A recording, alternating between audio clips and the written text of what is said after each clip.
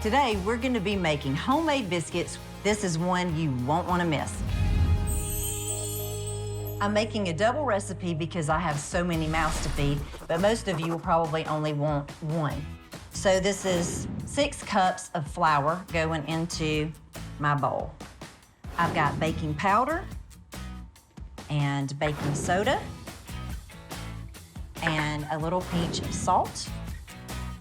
And I'm just gonna mix this up really good and get it really good and combined in here. And then all we have left to go is the fat and the buttermilk. Can you believe how little ingredients it is to make something so mouth-watering? Okay, so I'm gonna go ahead and put in the Crisco. And now I'm gonna just grate the butter. The butter has been frozen, is super, super cold, and it'll grate a lot better if it's coming from the freezer. Plus, you want all cold ingredients going into your dish. Everything's gonna melt more evenly and it's gonna rise in the oven, and also it'll get a little bit of steam going inside the biscuits, making them a little bit more moist. So we have our butter all grated up. And now it's time to break it apart into the flour. I'm using a pastry blender because I don't want the heat of my hands to make all the ingredients inside the flour warm. So now it's time for the buttermilk. All right, buttermilk makes everything better, okay? I'm gonna add it a little at the time, and it's gonna take about 2 cups. I'm gonna pour a little bit in and kind of cover up the buttermilk with the flour, because I don't wanna overmix this or I'll get a tough biscuit, and I want it really light and tender. Okay? Your hands are gonna get messy, but hey, it's all good. Okay, so I'm gonna put a little flour out on my surface, and this again is a double recipe, so you won't have this much if you're working at home and you're just doing one of the recipes. Okay, but I'm gonna just dump it out onto a lightly floured surface. Okay, and I'm just gonna kind of mash it together. I'm gonna fold it a few times, but I kind of folded it in the bowl, so I don't really feel like I need to do a whole lot of folding. All right, and then instead of rolling it out, I usually just mash it. I find that it's a lot easier and it gets even the way that I want it. So I'm gonna get this to be about 1.5 inches tall. You can do tall biscuits or you can do flat, whatever you like. They'll rise inside the oven.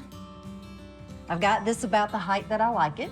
So now I'm gonna get a little bit of flour and spread it out right here so that I can make sure that my jar does not stick.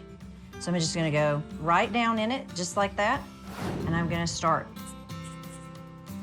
undoing my little biscuits. I'm heating my skillet in the oven at 400 degrees right now. So it's gonna be really hot when I put my biscuits in it, and it's gonna give it a really crisp bottom. And I love a crisp bottom on my biscuits. So I'm gonna go to the oven and get out my hot skillet.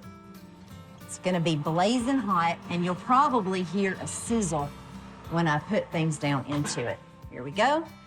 All right, so there is a technique. You need to put all of your biscuits next to each other where they are touching, because they'll rise better. Doesn't seem to me that that would happen, but that is the case. All right, so here they go into the oven. And halfway through, I am going to put butter on them. So they're gonna be in there 20 minutes, then I'll put butter on there for the last 3. All right, it's time to get these biscuits out and buttered. They're looking really, really good, y'all. Look at how much they've risen. All right, so now all they have to do is cook a little bit more and brown. So I'm just gonna put a little bit of melted butter over the top. Does that look luscious or what? All right, since this is a savory dish, I'm gonna put a little bit of pepper on top of the biscuits. I love the way it looks, but it's even better the way it tastes. All right, so now I'm gonna put a little pepper. From a height, it gets a lot more even that way. I'm gonna put these into the oven for about 3 more minutes and then they'll be done. So they've been in 20 minutes and they're going back in for about 3. So now it's time to make the pepper jelly.